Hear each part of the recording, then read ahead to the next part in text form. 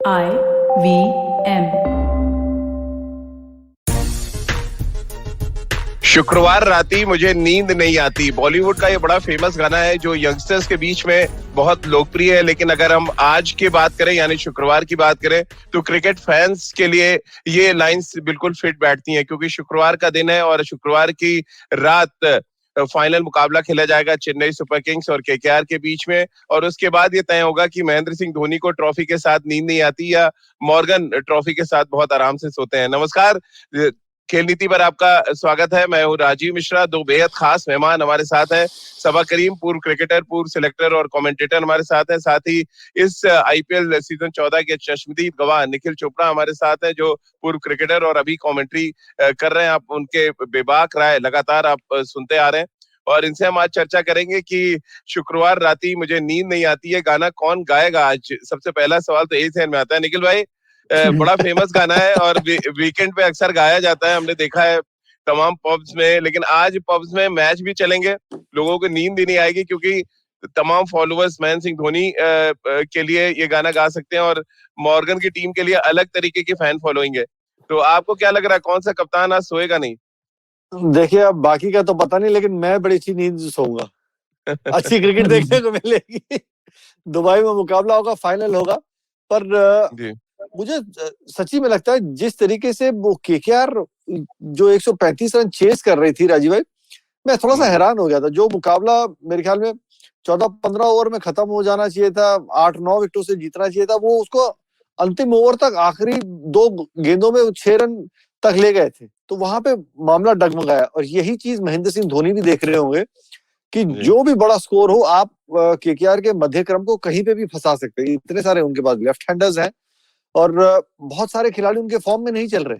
वो चिंता का विषय होगा। गेंदबाजी का डिपार्टमेंट उनका बहुत मजबूत है और वहीं पे चेन्नई सुपर किंग्स, अगर ऋतुराज गायकवाड और फैफ डु प्लेसी एक अच्छी शुरुआत करते हैं, मिडिल ऑर्डर में आपको स्पिन के खिलाफ अच्छी बल्लेबाजी करनी होगी। और जो मजे की बात जो है, जो पूरा सीजन ऋतुराज गायकवाड करते आए, वो क्वालिटी स्पिन के खिलाफ और इसी टीम के खिलाफ, केकेआर के खिलाफ उन्होंने रन बनाए थे।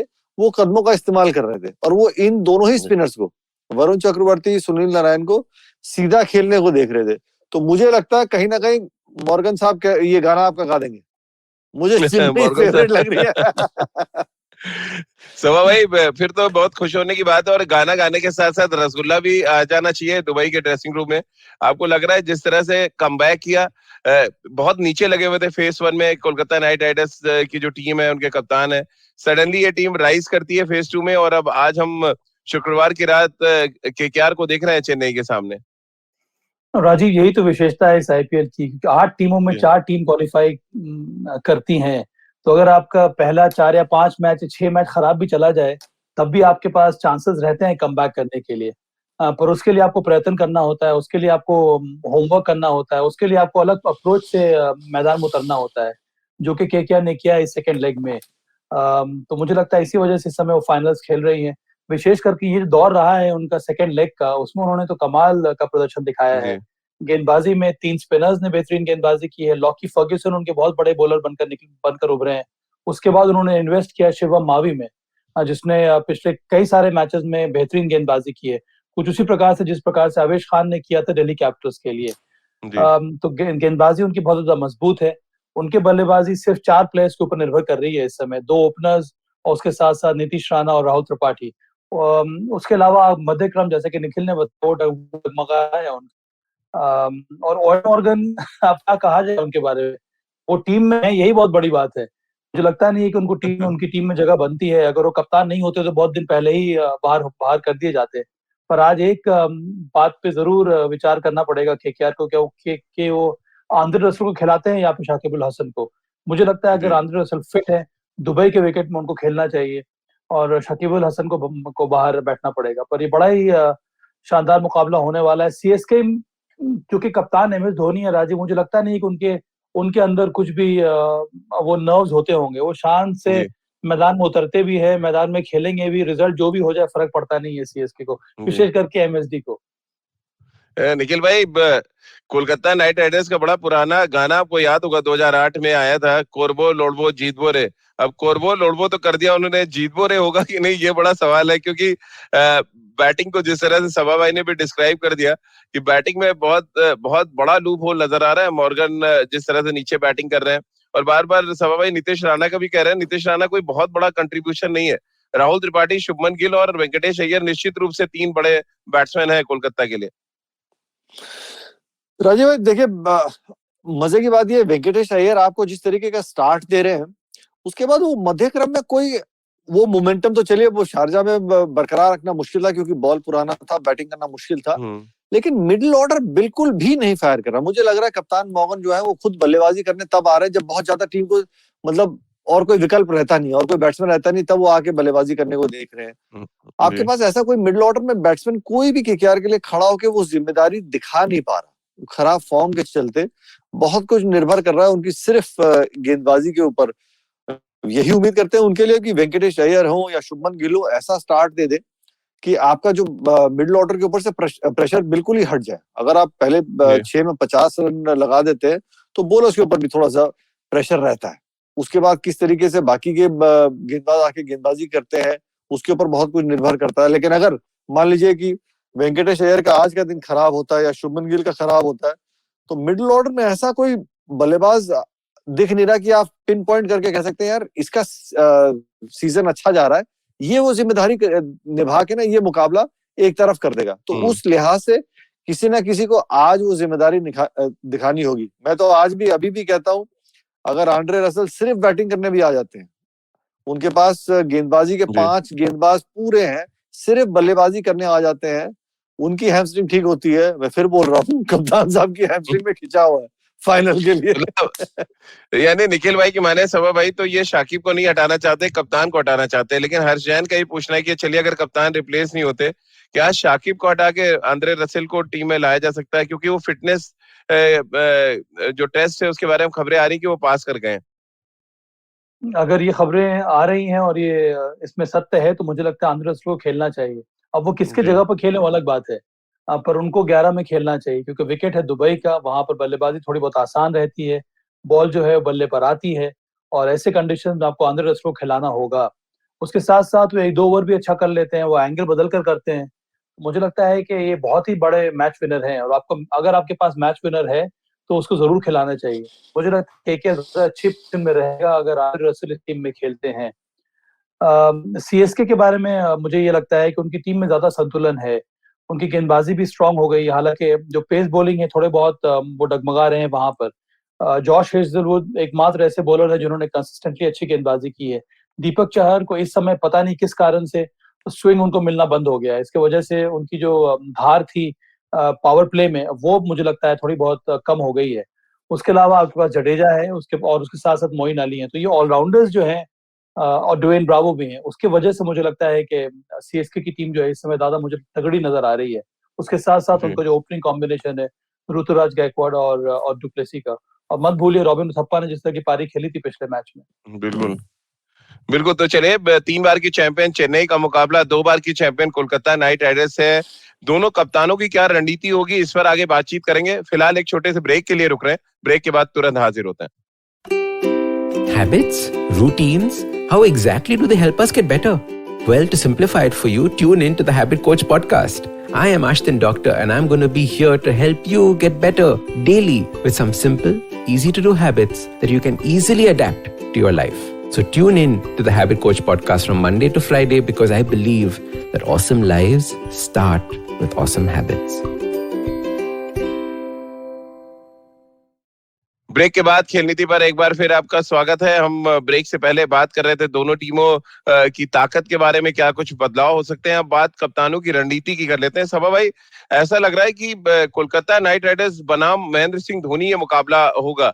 जिस तरह से महेंद्र सिंह धोनी रणनीति बनाते हैं और जिस तरह से बहुत कूल और काम रहते हैं, आपको लग रहा है ये दोनों कप्तानों के बीच में ना होके एक कप्तान और एक टीम के बीच में मुकाबला है? वैसे देखा जाए तो राजीव दोनों ही कूल और काम है, ओवेन मॉर्गन और MS Dhoni. MS Dhoni blessed है क्योंकि इतने सालों से वो एक ही टीम की कप्तानी करते आ रहे हैं। कौन कौन खिलाड़ी है 11 में, उनको किस प्रकार से यूटिलाइज करना है उनके जितने सारे रिसोर्सेज हैं उनको कब इस्तेमाल करना है, ये सारी चीजें एमएसडी को पता है, और ये एक बहुत बड़ा एडवांटेज होता है कप्तान के लिए।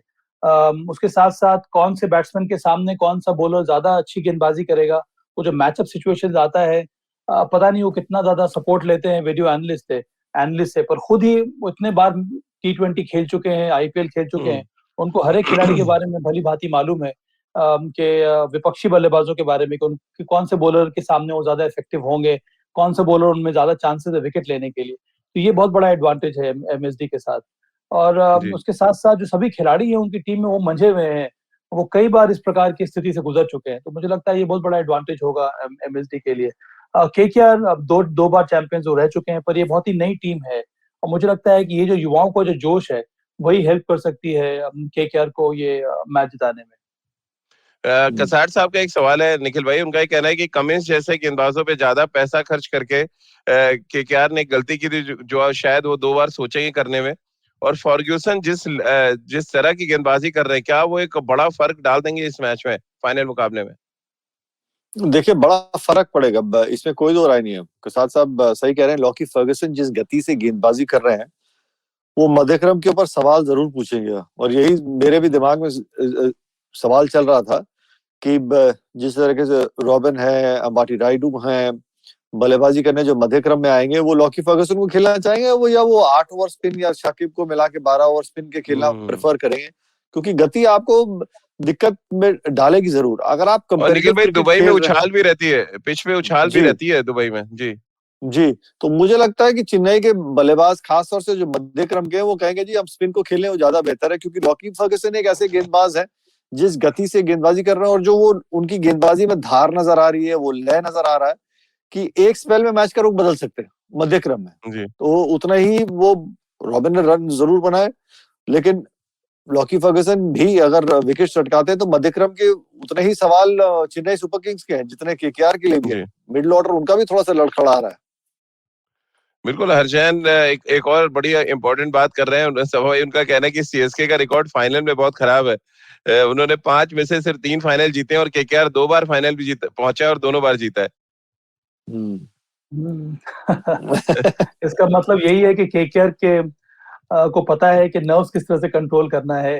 जी सीएसके मुझे याद है 2018 की बात है, जब वो फाइनल मुकाबला था उनका मुंबई के विरुद्ध, और ये मुकाबला था हैदराबाद में, और अंतिम समय जी में एमएस धोनी को आपको याद होगा वो रन आउट हो गए थे, और उसके बाद मुंबई इंडियंस ने वो मुकाबला जीत लिया था, और मैं वहां पर मैदान में मौजूद था, और उसके बाद मैं मैदान में गया था प्लेयर्स से मिलने के लिए, तो वहीं एमएसडी से भी मेरी बात हो रही थी, तो उनका भी यही कहना था कि ये पता नहीं क्यों हो गया, मतलब इतने इम्पोर्टेंट समय पर मेरा रन आउट बहुत ज्यादा इम्पोर्टेंट हो गया। तो मुझे लगता है कि ये मैच जीतने के लिए जो सीएसके के बड़े बड़े प्लेयर्स हैं, MS Dhoni, Ravindra Jadeja, Dwayne Bravo, ये जो जो जो अंतिम के समय होगा, जो ओवर्स होंगे राजीव, वो डिसाइड करेगा कौन कौन चैंपियन होने वाला है। जो चाहे आप जी टारगेट सेट कर रहे हो या टारगेट डिफेंड कर रहे हो, अंतिम के ओवर्स में आपके बड़े प्लेयर को परफॉर्म करना बहुत जरूरी है। हम लोग हमेशा से ये कहते हैं कि बिग मैच में बड़े बड़े जो प्लेयर्स उनको परफॉर्म करना होगा, तो मेरा तो यहाँ पर ये कहना है कि जो बड़े मोमेंट्स आते हैं, बड़े मोमेंट कब आते हैं आपके मैच में? नॉर्मली जी आपके एंड में बड़े मोमेंट्स आते हैं। वहां पर अगर आपके पास कोई मैच विनर है जो इम्पैक्टफुल परफॉर्मेंस देता आ रहा है, उसको रहना या उसको परफॉर्म करना बहुत जरूरी है। अब दिल्ली कैपिटल, मुझे लगता है कि वहां चूक हो गई है दिल्ली कैपिटल से, और इसी वजह से इस समय वो आईपीएल से बाहर है। नहीं तो बड़े बड़े मोमेंट्स में अगर उनके बड़े खिलाड़ी अच्छा परफॉर्म करते तो मुझे विश्वास है कि इस समय मुकाबला दिल्ली कैपिटल्स का सीएसके के साथ होता रहता। जी सीएसके की टीम की एक बड़ी परेशानी है, और इस परेशानी का जिक्र जो है वो हर्ष जैन भी कर रहे हैं। निखिल भाई, उनका कहना है दीपक चहर स्ट्रगल कर रहे हैं अर्ली विकेट्स लेने में, यानी आउट ऑफ फॉर्म थोड़े लग रहे हैं। क्या ये चिंता का सबब है? फाइनल मुकाबले से ठीक पहले दीपक चहर का जो फॉर्म है वो कंसर्न होगा टीम के लिए? इसमें कोई दो राय नहीं, क्योंकि चेन्नई के लिए आप देखिए, जब भी उनके हाथ में नया गेंद होती है, वो विकेट्स पावर प्ले में निकालते हैं, तो फिर आप मध्यक्रम में पहुंचते हैं। और अगर आप आज उनका दिन अच्छा रहता है, जो उनके 2 ओपनर्स है वही रन बना रहे हैं, केकेआर के आप मिडिल ऑर्डर में जितना जल्दी जाएंगे उतना आपके लिए बेहतर होगा। मुझे लगता है थोड़ा सा वो, एक तो विकेट्स ऐसी थी कि उनको उतनी मदद नहीं मिल रही थी, जो इतनी गर्मी थी, लेकिन अब जैसे जैसे मौसम बदल रहा है, पिछले मुकाबले में देखा था कि थोड़ा सा ड्यू आ रहा है, यानी कि अगर थोड़ा सा वेदर भी बेहतर हो रहा है, थोड़ा सा उतनी गर्मी नहीं है, उतनी उमस नहीं होगी, तो मुझे लगता है अगर गेंद को रिलीज करेंगे, आगे डालने को देखेंगे, तो वो शायद उनको जरूर मदद मिलेगी। अब क्योंकि जी आपको मदद नहीं मिल रही थी, गर्मी इतनी थी, इसलिए उनकी लेंथ थोड़ी सी और पीछे हो गई थी, क्योंकि स्विंग प्राप्त करने के लिए, बैट्समैन को तंग करने के लिए बतौर गेंदबाज आप आगे डालने को देखते हैं कि मैं फ्रंट फुट पे जी खिलाऊंगा, लेकिन स्विंग नहीं है, तो वही आप थोड़ा सा पीछे डालने को देखते हैं और आप फिर विकेट का इस्तेमाल करते हैं। तो मुझे लगता है अगर पहले 2-3 गेंदों में उनको स्विंग मिल जाता है, तो दीपक चहर फिर आगे डालने को देखेंगे। उनको बॉल मूव हुआ तो जरूर एक खतरनाक टीम नजर आएगी और चेन्नई सुपर किंग्स। एक सो भाई बात ये है राजीव जी और निखिल की यहाँ पर दर्शकों को बताना जरूरी है कि एक नए एक रिसर्च पेपर तैयार किया गया है, जिससे ये साबित होता है कि स्विंग का लेना देना ह्यूमिडिटी से कुछ भी नहीं है। हम अच्छा लोगों ने हमेशा ये बात कही है कि कैलकाटा में स्विंग होती है जहाँ पर ह्यूमिडिटी ज्यादा होती है, मुंबई में हो जाती है, चेन्नई में होती है जहाँ पर ह्यूमिडिटी ज्यादा होती है, पर ह्यूमिडिटी से स्विंग का कोई लेना देना नहीं है। स्विंग का लेना देना सिर्फ क्लाउड कवर से है, और अच्छा बस कंडीशन जैसा भी हो, अगर क्लाउड कवर आ जाता है तब स्विंग बॉलर्स को मदद मिलती है, और अगर हम्म, क्लाउड कवर नहीं है तो आप जितना भी बॉल को गीला कर लें या फिर ह्यूमिडिटी से बॉल पे हेवीनेस आ जाए, हम लोग यही मानते रहते थे, पर उससे कोई फायदा होता नहीं है। इसीलिए बहुत जरूरी है कि थोड़ा बहुत अगर क्लाउड कवर आता है तब पेस बॉलर्स को ज्यादा मदद मिलती है, स्विंग बॉलर्स को मदद मिलेगी स्विंग कराने में, और ह्यूमिडिटी जी से कोई फर्क पड़ता नहीं, क्योंकि जैसे ही क्लाउड कवर आता है वो जो एयर एयर होता है ऊपर का वो स्थिर हो जाता है, और जी स्टिलनेस की वजह से ही जो बॉल है वो ज्यादा मूव करना शुरू कर देती है हवा में। पृथ्वी का सवाल आपके लिए है सवा भाई कि ऋतुराज गायकवाड़ और वेंकटेश अय्यर, दो इनफॉर्म ओपनर्स, क्या ये तय करेंगे कि ट्रॉफी कौन जीतेगा? बहुत ही इंटरेस्टिंग ऑब्जर्वेशन है ये, और मुझे तो एक दो प्लेयर्स का और नाम लेने का दिल कर रहा है। अगर आप केकेआर की तरफ से देखें तो वेंकटेश अय्यर और शुभमन गिल, और अगर इस तरफ से देखें तो ऋतुराज गायकवाड़। ऋतुराज ने बहुत ज्यादा प्रभावित किया है, क्योंकि ऋतुराज छोटे कद के हैं, वो पावर हिटर जी लगते नहीं है, पर स्टिल उन्होंने जिस प्रकार से रन्स बनाए, मुझे लगता है कि उनकी 108 सबसे मीटर का छक्का मारा है सभा भाई उन्होंने उनका फेस सबसे पे। बड़ी बात है कि उनकी क्लैरिटी है, उनकी बल्लेबाजी, उनका जी गेम प्लान पता है कि हम मुझे पहले के 6 ओवर में किस तरह से बैटिंग करनी है, और 6 ओवर के बाद मुझे किस तरह से बैटिंग करनी है, कौन कौन क्या क्या मेरे स्ट्रेंथ है, मैं उसी प्रकार से अपने शॉट्स लगाऊंगा। स्पिनर्स को, जैसा कि निखिल ने पहले कहा था, बहुत ही शानदार तरीके से बल्लेबाजी करते हैं, क्योंकि वो एक तो स्टेप आउट करते हैं, दूसरी बात यह है कि वो पिक कर रहे हैं बॉलर को, जैसे ही हम्म, बॉल रिलीज हो रही है वहीं से वो पिक कर रहे हैं, और इसी वजह से इतनी ज्यादा कॉन्फिडेंस के साथ वो स्टेप आउट करते हैं और फिर वो छक्का लगाते हैं। तो बहुत जी ही इंपॉर्टेंट खिलाड़ी रहेंगे सीएसके के लिए ऋतुराज गायकवाड़। वेंकटेश क्या अय्यर ने सभी को प्रभावित किया है, उनका भी कुछ उसी प्रकार का अंदाज रहा है, पर वो लगता है कि वो छक्का मारने वाले हैं, क्योंकि इतना स्ट्रॉन्ग और ब्रॉड शोल्डर्ड है और लंबे कद के हैं, पर Ruturaj Gaikwad is unbelievable stuff. Nikhil भाई, क्या उतने ही डेंजरस शुभमन गिल भी होंगे? और जो स्लो मीडियम पेसर्स हैं चेन्नई सुपर किंग के, वो चाहे हम शार्दुल ठाकुर की बात कर लें, हेजलवुड भी बहुत एक्सप्रेस पेस नहीं है, क्या इनके खिलाफ जो स्टेप आउट करके वो पुल शॉट्स खेल रहे हैं, जो क्रॉस बैटेड शॉट्स वो खेल रहे हैं और बड़े इफेक्टिव तरीके से खेल रहे हैं, महेंद्र सिंह धोनी के ये जहन में होगा कि शुभमन गिल को पहले 6 ओवर में रोकना सबसे बड़ा चैलेंज होगा, क्योंकि वो अटैक करने जाएंगे जाएंगे जो उनके स्लो मीडियम पेसर्स हैं? इसमें कोई दो राय नहीं राजीव भाई। और मजे की बात यह है कि इतने अनुभवी कप्तान है और इतने सफल कप्तान है, उनको हर खिलाड़ी की ना एक नब्ज पता है। अगर जी पावर प्ले में 2 ओवर शांत जाते हैं, तो वो बड़े आराम से, जब अगला ओवर कोई भी गेंदबाज गेंदबाजी करने आएगा, उसके कान में बोल देते हैं कि ये इस ओवर में आपके पीछे भागेंगे, तो गेंदबाज भी थोड़ा सा सतर्क हो जाए कि कहाँ पे जी गेंद डालनी है, क्या गेम प्लान है, क्या फील्ड सजाई है। हर खिलाड़ी के लिए एक अलग फील्ड सजाई जाती है, आप उसके मुताबिक गेंदबाजी करें। फील्डर के सर के ऊपर से आपको कोई चौका मार दे पावर प्ले में या कोई छक्का मार दे, वो अच्छा शॉट है। वो आप कभी भी, आप महेंद्र सिंह धोनी को देखेंगे कि परेशान नहीं होते। वो परेशान कब होते हैं? जब उनका एक्सप्रेशन खराब होता है कि जो एक फील्ड सजाई है, एक गेंदबाज उस फील्ड के मुताबिक गेंदबाजी नहीं करता, तब वो परेशान हम्म, होते हैं, क्योंकि फिर वो कहते हैं कि भाई, मेरे को जीतने का 50% चांस जो है, या विकेट निकालने का 50% चांस है, वो आप गंवा रहे हैं। जो आपने फील्ड सजाई है, आप उसके मुताबिक गेंदबाजी कीजिए। तो बिल्कुल सही कहा आपने। मैं मानता हूं वेंकटेश अय्यर और शुभमन गिल के लिए एक स्पेसिफिक प्लान जरूर लेके आएंगे, क्योंकि आप रहस्य देखें, केकेआर की सफलता का रहस्य जो है वो सेकंड फेज में, जी वो ये सलामी बल्लेबाजी है। जिस तरीके से वेंकटेश अय्यर आए हैं, उन्होंने बल्लेबाजी की है, नहीं तो केकेआर की टीम हमेशा एक प्रयोग ही कर रही होती थी। कभी सुनील नारायण जा रहे हैं बल्लेबाजी करने, कभी राहुल त्रिपाठी बतौर सलामी बल्लेबाजी करने आ रहे हैं, कभी नीतीश राणा आ रहे थे। लेकिन अब वो एक बड़ा कंफर्टेबल एक पोजीशन में पहुंच गए कि एक तरीके से जोड़ी नंबर 1 बना ली है उन्होंने कि शुभमन गिल और Venkatesh Iyer left and right combination ही पारी की शुरुआत करेंगे। तो उनके लिए स्पेसिफिक गेम प्लान जरूर होंगे। लेकिन आप महेंद्र सिंह धोनी को परेशान होने देखने की बात कर रहे हैं। हम सब ने देखा कि अंपायर जब खराब करता है तब वो ज्यादा ही परेशान हो जाते हैं अपने गेंदबाज से ज्यादा। और इस बार अंपायरिंग का स्टैंडर्ड तो माशाअल्लाह रहा है। गेंद स्क्वायर से बाहर फेंक दी गई तभी उसको नो बॉल नहीं दिया गया।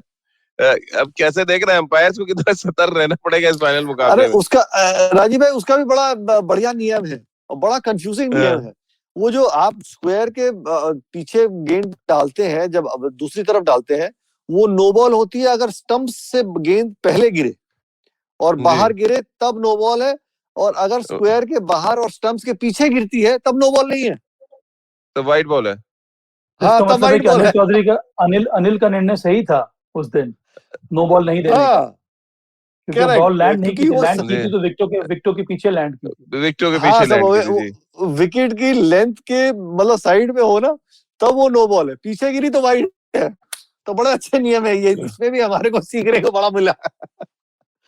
लेकिन सभा भाई एक नियम तो बदलना पड़ेगा, कोलकाता को मैच जीतना है तो ग्लोरी शॉट्स का जो लालच है वो बदलना पड़ेगा। आप महेंद्र सिंह धोनी बनने जा रहे हैं मैच को फिनिश करने, दिनेश कार्तिक, इवन मॉर्गन, सुनील नारायण, शाकिबुल हसन, जो कुछ किया उन्होंने दिल्ली कैपिटल्स के अगेंस्ट, वो ग्लोरी शॉट का लालच आपको लग रहा है छोड़ना पड़ेगा अगर आपको चैंपियन साइड बनना है? मुझे लगता है कि शॉट सिलेक्शन बहुत जरूरी है राजीव, कि कौन से विकेट पर कौन से सिचुएशन में किस तरह से आपको रन चेस करना है वो जानना बहुत जरूरी है खिलाड़ी के लिए। और इस आईपीएल में विशेष करके हर एक टीम में कई बार ऐसा लगा है कि वो जो टेम्पलेट होना चाहिए उस टेम्पलेट से कई सारे बल्लेबाज जो है भटक जाते हैं। हम लोग बात कहते रहते हैं ग्लोरी शॉट के लिए, ये ग्लोरी शॉट की वजह से नहीं है, ये है उत्सुकता, ये है कि मैं जल्द से जल्द मैच को खत्म कर दूं ताकि मेरे ऊपर और दबाव ना आए। और मैच को जल्दी खत्म करने के लिए आपको बड़े शॉट्स लगाने होंगे, आपको बाउंड्री क्लियर करनी होगी, आपको फील्डर्स क्लियर करने होंगे। तो वो तब सक्सेसफुल हो जाता है जब विकेट आपके हित में हो। जहां पर विकेट आपके हित में नहीं होता है वहां पर आप संघर्ष करते हैं। अब एमएस धोनी ने भी पिछले मैच में 2 ओवर में 24 रन बनाने थे उनको, वहां पर उन्होंने भी तो ग्लोरी शॉट ही ट्राई किया ना अंत में, तभी तो लगा। अगर वो उस प्रकार के शॉट्स नहीं खेलते तो वो लगता नहीं। 2 बार वो बीट भी हुए स्लोअर डिलीवरी पे। मुझे लगता है कि जहां पर विकेट थोड़ा बहुत माकूल है बल्लेबाजी के लिए, वहां पर आप इस प्रकार के शॉट्स लगा सकते हैं और आप मैच जीत जाएंगे।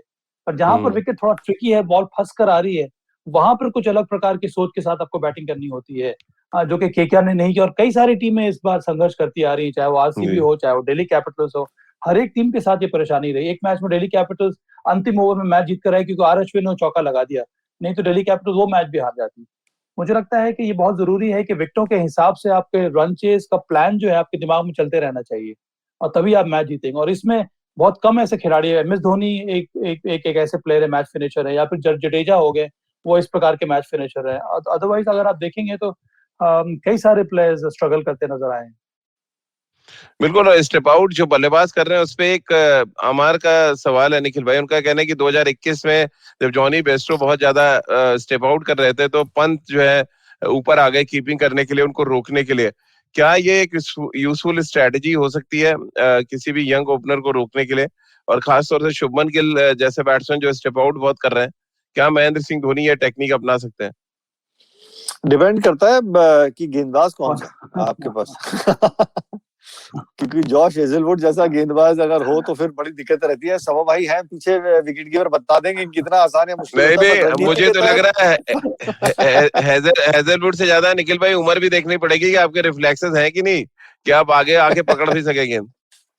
नहीं, वहां पे तो सवा भाई कीपर तो कई बार आगे इस वजह से आता है कि प्रिवेंट करता है बैट्समैन को अपने क्रीज से बाहर निकलने के लिए। पर कौन सा बॉलर बॉलिंग कर रहा है वो भी तो देखना पड़ेगा। दीपक चहर के सामने मुझे लगता है कि एमएस धोनी सामने आ सकते हैं, पर जॉश हेजलवुड के सामने नहीं। शार्दुल के सामने सर, शार्दुल अगर फेंक रहे हो, शार्दुल के सामने भी आ सकते हैं। पर देखिए ब्रेवो के साथ भी आ सकते हैं आप। ये भी है कि आपके पास चांसेस कितने हैं। पीछे खड़े होने पर आपके चांसेस ज्यादा हैं विकेट लेने के, या फिर आगे खड़े होने पर, ये डिसाइड करना होता है कीपर को। वो ब्रावो के साथ वो कहीं अलग विकेट पे फेंक दिए थे। नहीं, मैं सभा भाई से पूछना चाह रहा हूँ कि कभी आपको कोई ऐसा इंसिडेंट याद आता है कि बहुत तेज गेंदबाज हो और अचानक आप विकेट के आगे आ गए हो और तेज गेंदबाज को बुरा लगा हो और उसने आपको पीछे जाने को कहा हो, ऐसा कुछ इंसिडेंट हुआ हो आपके साथ? नहीं राजीव, ऐसा नहीं है। अब मुझे तो याद है कि हम लोग इंग्लैंड में जब खेलते थे तो वहां पर ना इंग्लैंड क्लब क्रिकेट में हर एक टीम में ना एक या दो ऐसे बॉलर होते थे जो कि वो धीरे धीरे स्विंग कराते थे। वो तो चाहते थे कि आप आगे खड़े हो जाइए। दे वुड टेल यू, कह रहे भाई आगे आ जाओ, तभी मुझे विकेट मिलने के चांसेस ज्यादा है। तो ऐसा नहीं कोई नहीं, सवा बॉलर भाई मुझे जो लगा नहीं जिसने। हाँ। सवा भाई ऐसा कोई इंसिडेंस याद हो कि आपको आगे बुलाया हुआ फास्ट बॉलर हो और फास्ट बॉलर को चौका लगा हो और कीपर ऊपर हो, फिर इसको गुस्से में आके उसने बाउंसर मार दिया हो? वो कई बार हुआ है निखिल। कि अरे भाई पर कीपर ऊपर है। पर हाँ नहीं, आई नो निखिल, पर जिस बॉलर के लिए आपको सामने खड़ा खड़ा होना होता है ना, उसकी बाउंसर वहां तक पहुंचती नहीं है। लेकिन आपने सभा भाई अनिल कुंबले को तो विकेट कीपिंग की है, उनको भी फास्ट बॉलर जैसा ही एग्रेशन था। आप मतलब ऑलमोस्ट फास्ट बॉलर को आप कीपिंग कर रहे हैं आगे खड़े होकर, आपको लगता था कभी ऐसा? हाँ, पर अनिल के समय में बहुत चांसेस आते थे ऊपर खड़े होने पर, क्योंकि वो आउटसाइड एज लगता था, down the leg side stumping के चांसेस बढ़ जाते थे। उस अनिल के सामने सिर्फ एक चीज का ध्यान होता था कि उनको एक्स्ट्रा बाउंस मिलता था, तो उसके लिए आपको सतर्क रहना होता है। अदरवाइज तो just like a medium pace bowler, और वो एक्स्ट्रा बाउंस की वजह से ही थोड़ा बहुत और चौकन्ना होकर कीपिंग करनी होती है। क्योंकि बाउंस की बात हो रही है निखिल भाई, वरुण चक्रवर्ती को भी अच्छा बाउंस मिला है इस पूरे फेज 2 में। कोई बल्लेबाज उनको ना तो रीड कर पाया और ना ही मार पड़ी। और जो बाउंस की बात सवा कह रहे हैं, उनकी गेंदबाजी में भी वो बाउंस नजर आता है कि अब आगे से बॉल खड़ा होता है और एक स्पिनर को ये चाहिए जब आपको अच्छा बाउंस मिले। कैसे आप देख रहे हैं वरुण चक्रवर्ती के 4 ओवर आज के इस फाइनल मुकाबले में? राजीव भाई देखिए, दुबई में बाउंस कहीं ज्यादा बेहतर उनको मिलेगा बनिस्बत शारजा की पिच में, और उनका गेंद जब लैंड करता है तो जितना सिलाई पे गिरेगा एक स्पिनर का, तो अतिरिक्त उनको उछाल मिलता है। बड़ा फर्क रहेगा, क्योंकि अगर आप उनकी गेंदबाजी, उनकी रणनीति भी देखें गेंदबाजी ना, वो हर गेंद अपनी स्टंप्स के भीतर फिनिश करने को देखते हैं। उनका टप्पा बहुत बढ़िया है, और उन्हीं को काउंटर अटैक करने के लिए ऋतुराज गायकवाड़ अगर उनके समय तक बल्लेबाजी करते आए तो ये मुकाबला बड़ा इंटरेस्टिंग होगा, क्योंकि वो पिछले मुकाबले में दोनों ही स्पिनर्स के खिलाफ बहुत अच्छी तरीके से कदमों का इस्तेमाल कर रहे थे और इनसाइड आउट शॉट्स खेल रहे थे। तो साफ पता चल रहा था कि जो सभा भाई ने कहा ना कि एक बैट्समैन वो जब स्टेप आउट कर रहा है और इनसाइड आउट खेल रहा है, वो शॉट्स जो अपने प्लान कर रहा है, वो देख रहा है कि वरुण चक्रवर्ती के हाथ से बॉल क्या कर रहा है, क्या निकल रहा है, वो बॉलर कहाँ डालने को देख रहा है, गुगली है, कैरम बॉल है, क्या डालने को देख रहा है। तो उससे बड़ा फर्क पड़ता है। बाकी के बैट्समैन वो नहीं कर पा रहे, तो ऋतुराज गायकवाड़ जितनी देर खड़े रहेंगे वो वरुण चक्रवर्ती के लिए एक परेशानी का सबब बना रहेगा। तो चलिए एक और छोटा सा ब्रेक ले लेते हैं, ब्रेक के बाद वापस आएंगे। सवा भाई के लिए एक मुश्किल सवाल आया है पृथ्वी की तरफ से, वो सवाल लेंगे। एक और छोटा सा ब्रेक ले लेते हैं।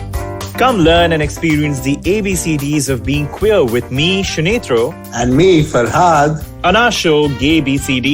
The two of us take you through our stories and experiences of being gay men in the city of Mumbai and have candid and sometimes downright scandalous conversations about sexuality, gay culture, and everything in between. Catch new episodes of Gay BCD every Tuesday on the IVM Podcast website, app, or wherever you get all your podcasts from. Break के बाद खेल नीति पर एक बार फिर आपका स्वागत है। सभा भाई, बड़ा डिफिकल्ट सवाल है आपके लिए, और ये सवाल है कि who is a better spinner, Anil Kumble और रविचंद्रन अश्विन? अनिल कुंबले। ये टेढ़ा सवाल, ये तो सवाल टेढ़ा नहीं है। आप परफॉर्मेंस के हिसाब से देखें, मैच विनिंग एबिलिटीज के हिसाब से देखें, अब दोनों की अलग अलग शैली है। पर मुझे लगता है कि अश्विन ने जिस प्रकार से विकेट्स लिए हैं और जिस तरह से उनका परफॉर्मेंस अब ओवरसीज कंडीशन में निखर कर आया है, वो भी एक लाजवाब गेंदबाज है। अनिल कुंबले मुझे लगता है कि मल्टी फॉर्मेट गेंदबाज थे, चाहे वो अगर वो T20 भी खेलते इस समय तब भी उनका प्रदर्शन काफी अच्छा रहता है। और टेस्ट क्रिकेट में हम लोगों ने देखा है, वनडे में हम लोगों ने देखा है, एक समय तो ऐसा था कि मुझे लग रहा था कि सिर्फ एक ही स्पिनर के साथ भारत मैदान में उतरता था बाहर में, और वहां पर भी शानदार प्रदर्शन रहता था अनिल कुंबले का। और अनिल कुंबले का जो सबसे बड़ी बात है, ये कई लोगों को पता नहीं होगा, जिस तरह से वो बैट्समैन को सेट करते थे। अनिल कुंबले का विजुअलाइजेशन, हम लोग बात करते हैं बल्लेबाज के लिए विजुअलाइज करना, पर बॉलर के लिए भी विजुअलाइजेशन बहुत जरूरी है। और अनिल कुंबले, मुझे याद है कि नंबर 1 से नंबर 11 तक के प्लेयर के लिए वो हमेशा विजुअलाइज करते थे कि मुझे एक प्लेयर को किस तरह से आउट करना है, अगर ये मेरा प्लान ए है तो मेरा प्लान बी क्या होगा। और इसी वजह से वो इतने ज्यादा असरदार साबित हुए, इतने ज्यादा इफेक्टिव साबित हुए भारत के लिए। तो वो बहुत इंपॉर्टेंट रोल अदा करता है, पावर टू विजुअलाइज, एक बल्लेबाज के लिए भी और एक बॉलर के लिए भी। तभी आप गेम प्लान बना सकते हैं, जिस तरह से ऋतुराज गायकवाड़ या फिर वेंकटेश अय्यर या फिर शुभमन गिल कर रहे हैं इस समय। निखिल भाई, अगर मैं क्योंकि विजुलाइज करने की बात हो रही है और मैं फाइनल मैच विजुलाइज कर रहा हूँ, तो एक चीज नजर आ रही है कि स्पिन डिपार्टमेंट ज्यादा बेहतर है कोलकाता नाइट राइडर्स का बनस्पत चेन्नई सुपर किंग के, क्योंकि रवींद्र जडेजा और मोइन अली को मैं उस क्लास में नहीं ले जा सकता जहां पे सुनील नारायण और वरुण चक्रवर्ती इस समय गेंदबाजी कर रहे हैं। क्या ये बड़ा फर्क डालेगा 8 ओवर दोनों टीमों के जो स्पिनर्स डालेंगे? बहुत फर्क पड़ेगा, और साथ में शाकिब अल हसन के अगर 4 ओवर वो किस तरीके से खेलते हैं, पर बड़ा इंटरेस्टिंग रहेगा। अरे आप तो उनको ड्रॉप कर रहे हैं, कहाँ उनको जोड़ रहे हैं? नहीं, शाकिब अल हसन तो खेल रहा है भाई। अगर रसल आ गया तो मॉर्गन कप्तान को ड्रॉप कर रहे हैं। उनकी हैमस्ट्रिंग में बड़ी दिक्कत है भाई, आपको पता नहीं है? अरे अगर यही करना होता तो पिछले मैच में थोड़ा बहुत तो पैर पकड़ना चाहिए था मॉर्गन को, उसने ये भी नहीं पकड़ा। अरे यार वो सर पकड़े हुए ना। नहीं, लेकिन मैं मानता हूँ कि जब वरुण चक्रवर्ती और सुनील नारायण गेंदबाजी करेंगे, मध्य क्रम किस तरीके से खेलता है, बड़ा इंटरेस्टिंग ये फैक्टर रहेगा। और जहां पे स्पिन डिपार्टमेंट उतना पुख्ता नहीं नजर आ रहा जिस तरीके से वरुण चक्रवर्ती या सुनील नारायण का फॉर्म चल रहा है, रविंद्र जडेजा, मोइन अली, लेकिन मजे की बात यह है कि उधर केकेआर के मध्यक्रम के बैट्समैन भी तो रन नहीं बना रहे। मोइन अली अपने 4 ओवर चुपचाप से निकाल जाएंगे क्योंकि इतने सारे लेफ्ट हैंडर्स हैं उनके पास। लेकिन मुझे लगता है ये जो 8 ओवर है ना स्पिनर्स के केकेआर की तरफ से, ये डिसाइड करेंगे मैच का आउटकम।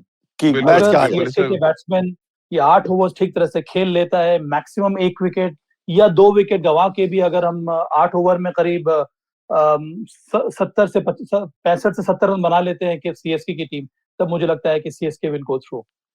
मुझे तो लग रहा है इवन मॉर्गन के 20 रन भी बहुत हो गए, अगर वो 20 रन बना देते तो कोलकाता मैच जीत जाएगा, क्योंकि बैटिंग ऑर्डर धीरे धीरे उनका नीचे आ रहा है। मैं तो कुछ देर में ऐसा देख रहा हूँ शिवम मावी के आसपास कहीं बैटिंग न कर रहा हूँ सभा भाई।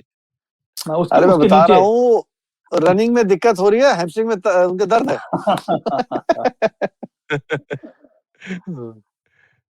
लेकिन सभा भाई चलते चलते, क्योंकि अब यहाँ पर वोट लेना बहुत जरूरी है, तो आपका वोट किसकी तरफ है और निखिल भाई आपका वोट, ताकि हम कल आपको पकड़ सके जब हम चर्चा करें कि चैंपियन कौन बना।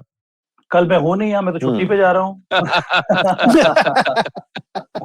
पर सीएसके 3 बार जीत चुकी है, मैं तो केकेआर के साथ हूँ। मेरी 2 फेवरेट टीम्स थी इस आईपीएल, एक तो दिल्ली कैपिटल्स क्योंकि मैं उनके साथ जुड़ा हुआ हूँ, और दूसरी टीम केकेआर की है, और तो मैं बैक करूंगा केकेआर को।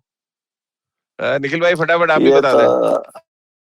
तो फिर हम चेन्नई सुपर किंग्स को बैक करेंगे, नहीं तो सेम टू सेम हो जाएगा मामला, तो फिर मजा नहीं आएगा ना एक दूसरे की टांग खींचने में। तो चेन्नई सुपर किंग्स और क्या, चलिए हमारे दोनों के बीच मुकाबला है केकेआर वर्सेस सीएसके। अच्छा, वो बीच में रितेंद्र सोडी नहीं है, नहीं तो फिर वो किसी तीसरी टीम को ले आते हैं और फाइनल खिला देते हैं, क्योंकि आप दोनों के विचार अलग है। सुनो राजीव, कल अगर शो होगा तो तुम टी शर्ट पहन के आना, आधी पीली और आधी पर्पल। अरे चलिए, बहुत बहुत शुक्रिया निखिल भाई। वो राजीव भाई आपने जिनका नाम लिया, वो तो ऐसी टीम बोलते थे जो अभी ऑक्शन में है ना, उनमें से किसी को एक पिक कर लेता। बहुत बहुत शुक्रिया निखिल भाई आपका, सभा भाई आपका भी बहुत बहुत शुक्रिया। तो आप भी खेल नीति के साथ रोज सुबह 9:30 पर जुड़े, और खेल नीति के यूट्यूब चैनल पर भी आप खेल नीति का एपिसोड देख सकते हैं। इसके अलावा आईवीएम के फेसबुक पेज पर भी आप हमसे जुड़ सकते हैं, और अगर आपको अपने सीधे सवाल मेरे तक भेजना है तो आप @राजीव मिश्र मेरा ट्विटर हैंडल, आप अपना सवाल भेज सकते हैं। इसके अलावा खेल नीति का हर एपिसोड आप सुन सकते हैं IVM ऐप पर, IVMpodcast.com पर, गाना, स्पॉटिफाई, सावन, गूगल पॉडकास्ट या अन्य IVM पॉडकास्टिंग नेटवर्क पर। आप सभी का बहुत बहुत शुक्रिया हमारे साथ जुड़ने के लिए।